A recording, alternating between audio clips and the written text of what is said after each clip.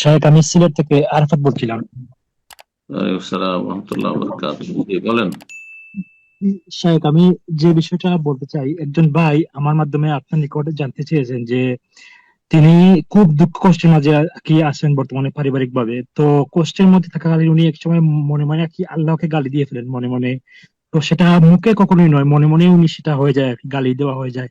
তো মুখে বলার আগেই তিনি সেটা থেকে সরে আসেন। এখন তিনি পেরেশানির মধ্যে আছেন, এটার কারণে কি কোনো কুফরি হবে নাকি কোনো সমস্যা হবে না ইমামের কারণে যাবে? কুফরি যদিও হয় তো তার তওবার রাস্তা খোলা আছে না, নেই? হম। ধরেন একজন কুফরি কথা বলেছে বা কাফের হয়ে গেছে, তো তার সমাধান নেই। সমাধান হচ্ছে তওবা করে ফিরে আসা। তওবা করে নি, ওয়াসওয়াসা কেন? আমি বলছি যে আপনাদের ওয়াসওয়াসা আছে। হ্যাঁ, এই ওয়াসওয়াসা থেকে মুক্ত হইতে হবে। ওয়াসওয়াসা শয়তানের রাস্তা।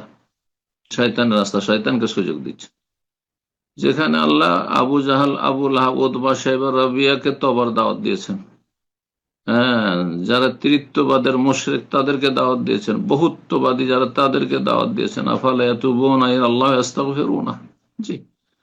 কুল্লিল্লাযিনা কাফারু, সমস্ত কাফেরকে আল্লাহ বলতে বলছেন, হে নবী বলে দাও কাফেরদেরকে যে ইয়ান্তাহু, এখনো যদি তারা বিরত হয়ে যায়, ক্ষান্ত হয়ে যায়, অন্যায় ছেড়ে দেয়, কুফরি ছেড়ে দেয়, শিরক ছেড়ে দেয়, তাহলে ইউগফার লাহুম মা কাদ সালাফ, অতীতে যা কিছু করে সব মাফ করে দেওয়া হবে।